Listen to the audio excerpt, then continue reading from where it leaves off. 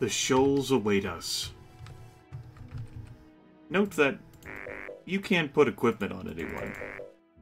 Except You'll have to get rid of something first. for blasters. You can use a blaster underwater. And your fists. But nothing else. And when I say nothing else, as we cross over into the shoals here, I mean nothing else.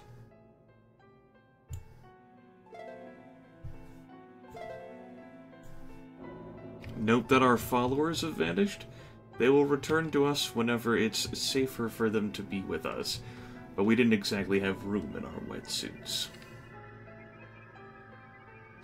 So, no spells, no equipment other than blasters, which reasonably, you can have blasters for everyone by this point. Unless you just didn't explore colonies on at all, and even then, like, Archibald's gonna give you one. Dealing with Robert the Wise or Tolberti, unless you chose to steal the command cube, will give you one. And there are enemies down here. 3 types of sharks that shoot, basically water bolts at you. They don't have that much health. I think even like the dragon sharks have like the 300 to 400 health range. But their primary threat is your lack of equipment or spell power. Flailfist has the highest armor class at a whopping 41 thanks to dodge, but everyone else is reliant on speed here. However, curiously enough, we can quaff potions underwater, and I will do just that.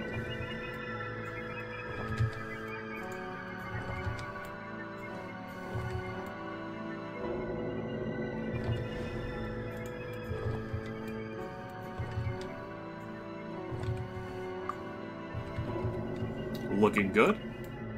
We've got these endurance boost potions to drink next.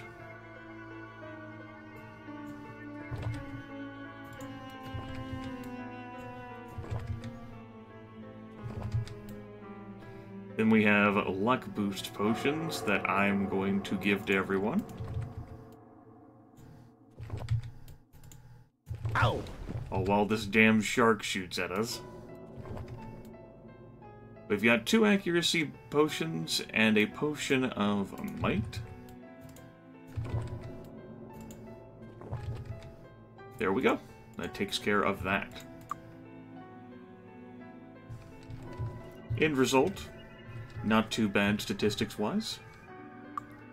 I'm going to follow that up with, you know, you wouldn't exactly think these scrolls would work too well underwater. And they don't. How about that? At least we can drink potions fine, just fine. So I'm going to go ahead and preemptively lower sound, as well as the music back down a bit. And we're going to get to work on these sharks that get in our way. We can't use a wizard eye while we're down here. Ow! Got him! The game fairly expects you to be able to resolve or just bypass these critters by this point. There's treasures and reagents down here, but I mean, you're already almost at the end game. I mean, look, woohoo, obsidian. You know, we got piles of gold around this sunken ship here, but what we're really after is this. Temple in a bottle, a strangely shaped small building, finely crafted inside a glass bottle. Something about the bottle beckons you inside. To use, pick the bottle up and click over the picture of your character in the inventory screen. So, I mean, I couldn't rightfully tell you the differences between all the shark types here. Grimith, it's just not something that I'm going to remember. I don't really use Identify Monster. These guys are only in this one area of the game. Ah, what a scratch. And it's by this point that you're probably going to have blasters, and even if you don't have the power of haste, maybe you don't know about the value of haste potions, well, you're still going to be able to make Christmas come true. Case in point.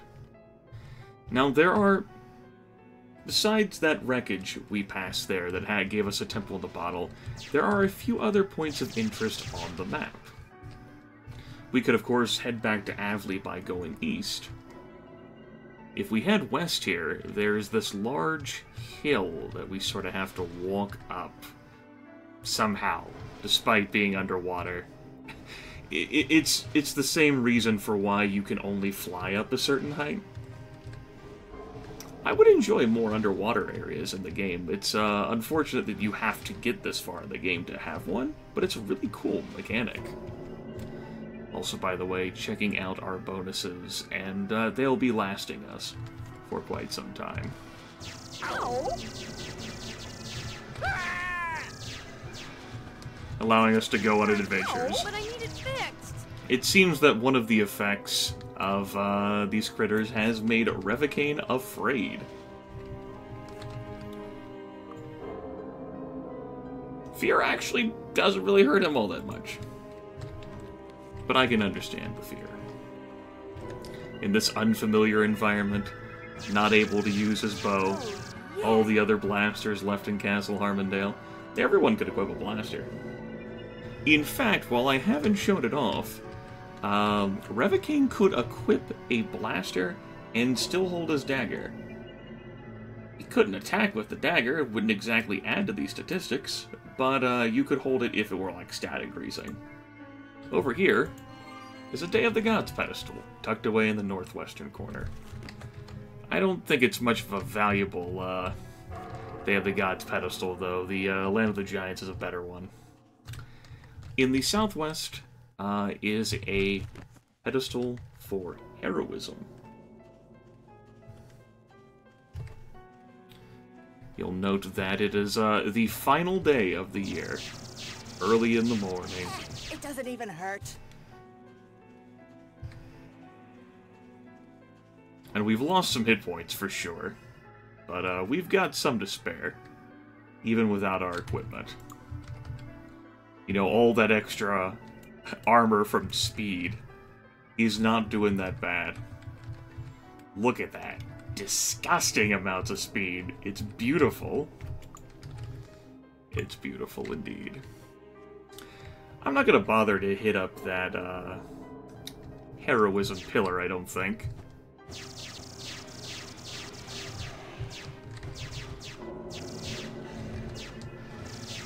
God, how? Now Flailfist is afraid, but that's actually made Flailfist stronger. Ow. What'd that do to you other than, like, changing your fear effect? I don't think it did anything. I guess we will hit up that heroism pedestal. Sure. Why not? I'm fairly confident we could cast better, but there you go. And there's nothing anywhere else except for our target destination. Little bits of loot, but we've got plenty of loot, thank you very much.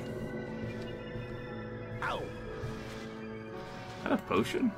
No, it's crushed rose petals. Man. Funnily enough, there we go. I was like, I don't have that much more of this place to explore. I gotta hit this thing at some point. Now J2 is scared. That's actually more harmful for J2. Damn sharks. Being rude. Ah, but a scratch. Oh, yeah.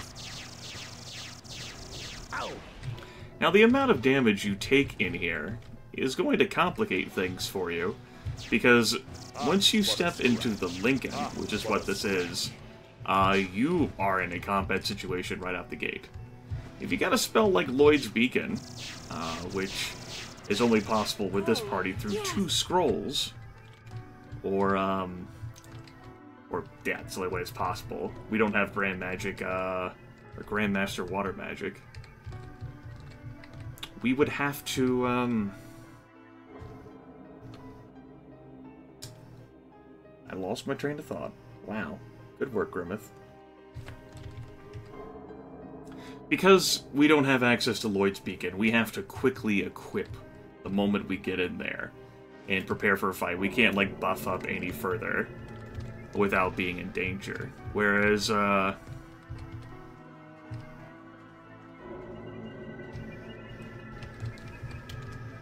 go ahead and explore around this building. Whereas if you have Lloyd's Beacon, you can go in there and create a beacon. You can teleport to, like, a place that you already have access to, and then come back after you've buffed up. I wanted to, explore around this and show you the things. Ah, what a Ow!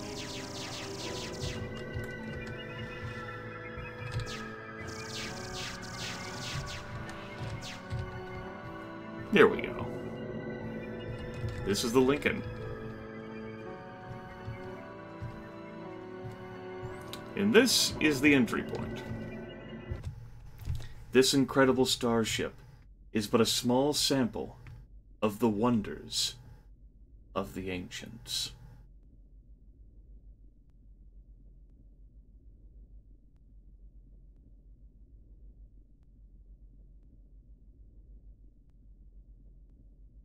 The Lincoln is rather sizable, so I'm going to give it its own episode. Had to enjoy the tune of the Shoals. Had to enjoy seeing us get pummeled by damn sharks with only Flailfish Fizz and J2 having a blaster. If all of us had blasters, it'd be no contest. Day of the Gods pedestal, Heroism pedestal, a temple in a bottle, which I will show off later. And this starship. If only our characters knew how to use this thing. It did crash upon this world. But if it could be repaired, we could journey to the stars. Although supposedly Resurrectra and her companions are looking to build a gateway, possibly to the ancients themselves. The road not taken. This playthrough, anyway. The Lincoln contains security measures, including enemies we have not faced before. And the fearful expressions on Flailfist, Revocane, and J2's faces, I think will be appropriate. Vic just...